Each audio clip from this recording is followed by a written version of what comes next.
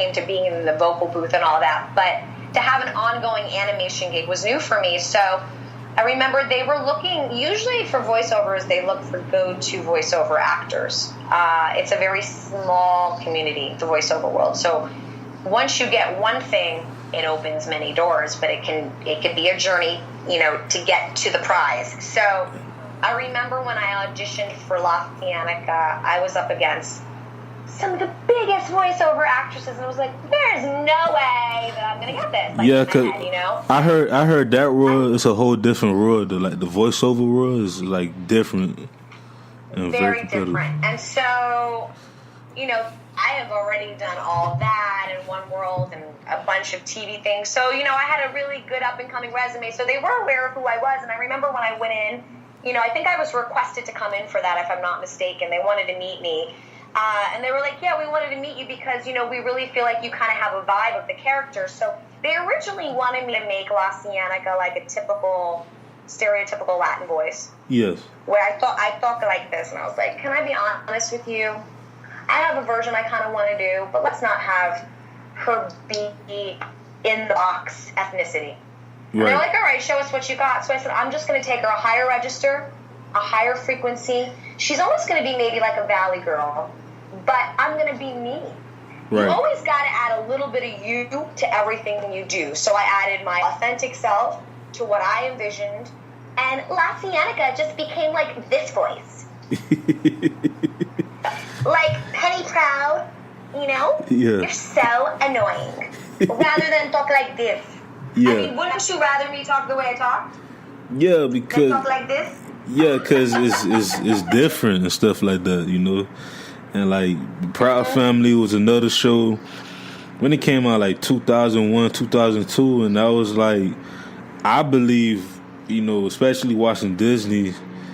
a lot of us black and brown folks love that show because it showed our world, so... You were able to relate. You saw that, that's what I loved about that a little girl can go, oh my God, Elisa's crazy. She's Spanish, but she's also kind of because I'm Irish and Italian, so I'm mixed. Yes. So I get the best of both worlds. So, and especially mixed children, well, we get all confused sometimes. So... at the end of the day, to have someone that you can relate to, that a little girl can relate to with me, that's what it's all about. That's why I am specific on what I choose to do when it comes to my work, because it is important that you are a role model. I've done some very controversial roles, but they taught you lessons. Right. Mainly, my controversial role was on two shows, but it was Boston Public and NYPD Blue. And you always learn a lesson at the end of NYPD Blue. And you always learn a lesson on Boston Public. I remember them shows growing up. I watched them, but my mom and stuff, but I remember them shows was meaning justice is served. Yeah. The bad person gets justice. So yeah. So for one question I like to ask everyone is their top 5, and since you're my first actress on the show, I would love to ask you, what was your top 5 moments in your career so far? My top 5 moment in my career, I would say, was booking. I would say definitely booking all that on Nickelodeon and sharing that experience with my mother, who isn't here physically, but I know is always with me. Right. It was an amazing journey, and I will always give love and light to Uptown Productions and Ryan Robbins and, Tolan Robbins and Nickelodeon, because that was an amazing platform, and I have no regrets, and I wish I could do it all over again. I would say number 2... getting a record deal. A lot of people don't know. I had a record deal with Hollywood Records, which was Benny Medina, who now is, who's Jennifer Lopez's manager. But I was in a girls group called 3Gs. I did not know that. And they had, 3Gs had a song on the Princess Diaries soundtrack called Second Chance with Anne Hathaway in the film Princess Diaries. So we had a song on that, and a lot of people don't know much about my music career. So, I'm actually going to be recording some new music this year, which I'm excited to share. So, having a record deal at 18 was exciting. A lot of people don't know about it, but for me, that was like an accomplishment. Then I would say, people don't know, but a top thing for me is I'm kind of a little bit of an adrenaline junkie. Mm-hmm. I used to have a cigarette boat racing team based out of Key West with a company called Superboat International, and I got a chance to have a throttle guy and have a team called Extreme Racing, and shout out to my throttle guy because this was like in the early 2000s, yes. Frank, and we got second place in the Miami race, and I drove a 29-footer non-canopy cigarette boat. Wow. So check on that bucket list. So that was my number 3.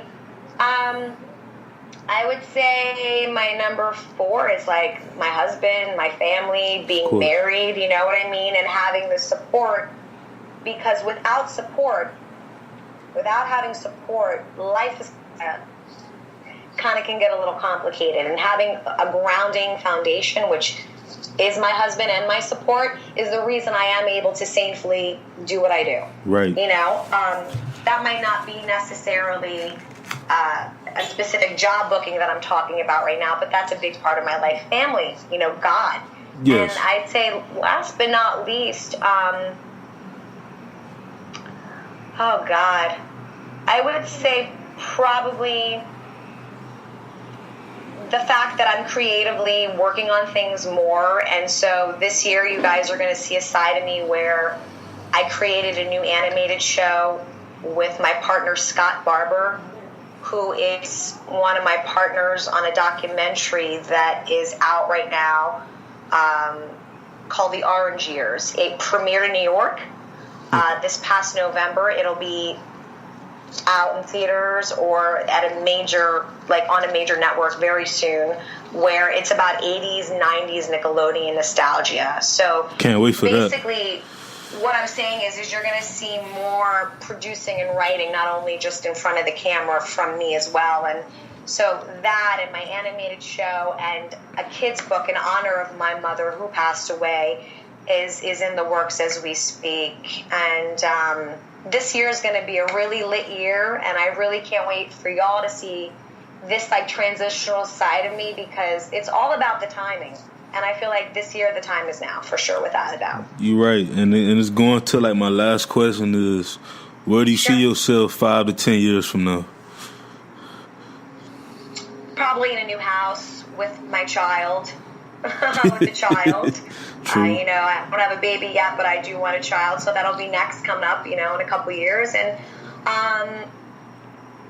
just sitting on my porch with my husband, looking at the pretty tree, drinking some iced tea and going, and life is good. It's a good day to eat, right? Yes, it is. That's what's up. I say it's a good day to eat because my husband had a family member who passed away, and he always used to say it's a good day to eat. So I said that in honor of him. That's what's up. That's what's up, man. We all have them family members that we remember them for that one thing, and we carried it in our lives and stuff like that, so that's what's up. And any shout outs before we close it out? Any more?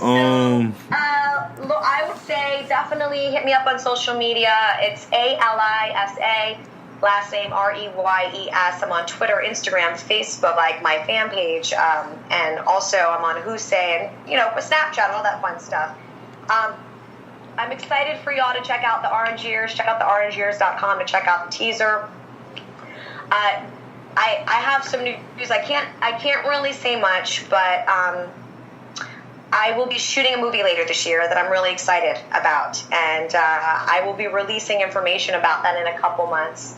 But God is good, and I got the news about it today, so I was told I could share a little bit, but not all the details. Okay. I already know how that is.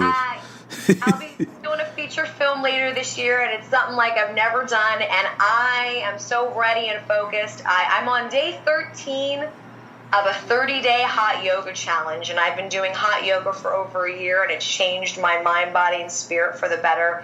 And good things have happened ever since I've been in the proper Merkaba with my life. That means just balance, basically. And, this year I have the film, but then I also have, like I said, my creative projects that I was telling you about. So for more about me, check out AlisaReyes.com. And then if y'all are located in California, I also I run acting classes for kids. Okay. And I also coach privately. I coach adults all ages privately.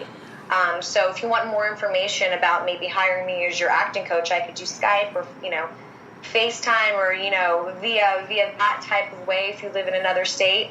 Hit me up at AlisaReyes.com to book a session. And then last but not least, I just want to thank all of you guys, and for you. It's been a lovely interview.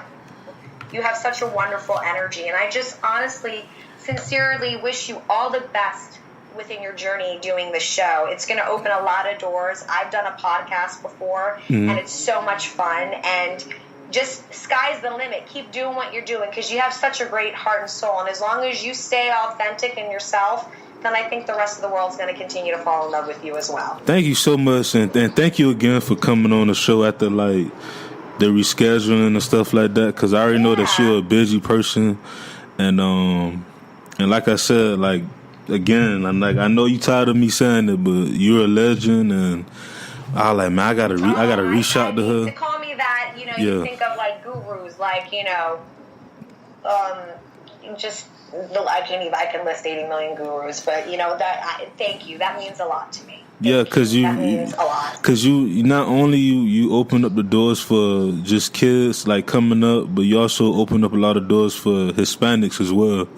And, my wife, she's Dominican too as well, and we talk. Tell her, hola, my little tostones. And we talk about it all the time, and it's my husband will not eat yuca. He thinks it tastes weird. Nah, yuca is good. Her family, and when I got first introduced to yuca, her father, he didn't want none no more, so he gave me some because he know I love to eat. I ate it. I was like, shh, it's good, and I was hooked on it for forever. Did you have it with a little garlic and a little olive oil? I had it with olive oil and onions. Yes. Yeah. Yes. She's the authentic style. She knows what's up. But it's for me, I have a very intense palate. I love my husband. He's from South Dakota. He's from the Midwest, so his palate is different. I am Irish, Italian, Dominican. So my little sassy joke is, when I first walked into his hometown, I was the most diverse thing in his hometown. Yeah. You know what I mean? Because it's for me, I grew up with garlic and olives and all these different aromatic and just aromas, and my mother, God rest her soul, was best cook, as was my grandmother and my great grandmother. So I have a big role to play. But when I think of authentic Dominican food, I think of my father's side of the family, my father, and it was always tostones and yuca and arroz con pollo and just all the good stuff. Yeah. All the good stuff. Yeah, my mom but tell me. Yeah, definitely. Yeah. No, what you were saying? I'd love to get a copy of this show, by the way, not to interrupt you. So whenever you can, shoot me that over so I can cross promote. Oh no, yeah, I definitely can once this over. But man, like I said, thank you again for coming on the show. And hopefully we have a part 2 in the future after you finish all your major projects. Yeah, we should have a recap, maybe at the end of the year or in the next 6 months, and I can tell you what journeys I've been on thus far. Yes. So thank you for coming on the show again. Great. Thank you for coming on the show again. This be your boy DJ Anonymous with Sports Biz Music, the podcast, episode 57 with Alisa Reyes, and we out.